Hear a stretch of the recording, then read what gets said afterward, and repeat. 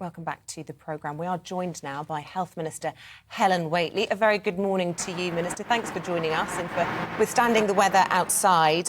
Look, we've got to start off by talking to you about the big news yesterday of Nadeem Zahawi's sacking. I suppose the government wants to draw a line under all of this, but there are lots of questions remaining, not least about the judgment of your boss, Rishi Sunak. Will he come forward and answer his case about how much he knew and when he became aware of all of the details of this? Because not long ago, he stood at the dispatch box saying the matter was settled. Well, actually, as everyone will have seen yesterday, the Prime Minister made the decision to remove Nadeem Zahawi from his position in government. He did that once he got the report in from the independent ethics advisor, which was very clear about what had or hadn't happened, and so the Prime Minister rightly made that decision. Here, though, wasn't it? This time last week, he'd made the admission that he'd paid this penalty to HMRC. We knew that he had been Chancellor when he's being investigated by them. It didn't need an independent panel for the Prime Minister to take the action, did it? Actually, it's a pretty serious thing for somebody to be removed from their job as a minister in the government, and something like that should follow a fair and proper process. That's why the Prime Minister asked his independent ethics advisor to look into it. Sir Laurie Magnus did that and then set out very clearly his judgment, which was then the basis on which the Prime Minister made the decision to remove Nadeem Zahawi. Minister, you're making an investment. You've got an announcement about money going into the NHS. Tell us about that. Yes, thank you. That's what I'm here to talk about today, is what we're doing to improve the performance in accident and emergency departments and ambulances, because we know this winter it's been really tough in A&E and some people have had to wait too long for ambulances, and we're determined to fix that. So later today we're going to be publishing our plan for recovering urgent and emergency care, both doing more in A&E and putting more resources into A&E, our hospitals and our ambulances, and also actually doing things differently. So while on the one hand, there's an extra £1 billion of funding going in for 5,000 more beds in hospitals and 800 new ambulances, it's not just about doing more, it's also about changing the way that we look after people, caring for more people out of hospital, meaning that more people don't have to go into hospital if they don't really need to, and also helping people get discharged from hospital when they're fit to go home. Isn't there a danger that you're buying ambulances, you're investing in those, but you're not investing in the people who will crew them or drive them? Well, that's a really important point, both for the ambulances and for the beds. This is as much, if not more, about staff than it is about the equipment. So yes, we have to have more staff.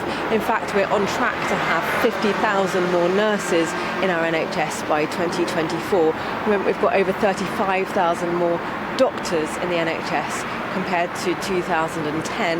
We're also recruiting more paramedics and extra staff, for instance, called emergency medical technicians, so extra support staff. So yes, more staff is an important part of it to increase the capacity. But as I said, it's not just about having more, it's also about doing some things differently. So for instance, we can do more to help people who often go in and out of hospital. If you're frail and elderly, you may go in and out of hospital. It's not good for those individuals.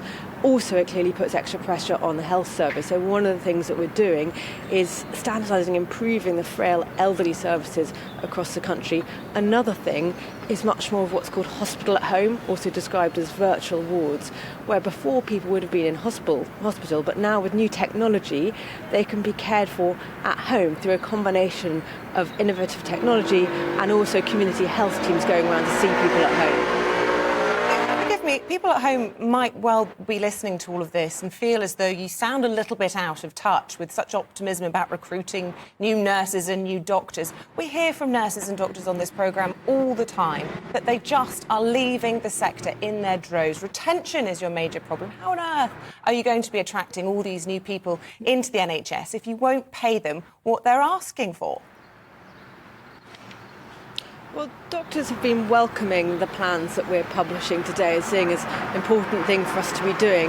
Everybody working in the NHS wants to be making sure that they can care for people as well as they possibly can, as well as they want to. But you're absolutely right. This is also about making sure that staff are happy and sticking in the NHS. And that's one reason, as I said, that we're recruiting 50,000 more nurses. When I speak to nurses, what I so often hear is the thing that makes their job hardest is not being part of a fully staffed team, having, for instance, agency staff on the team who may do a really good job, but they're not the usual members of that team. That's one reason why recruiting these extra nurses is so important. We've got you beside a very noisy road there, and I'm sure it's difficult to hear us and exactly what we're saying. But on the question of ambulances, Minister, I don't know if you've ever been in an ambulance, but I have had the misfortune in the past 9 months to have been in 3 separate ambulances, and I had back problems.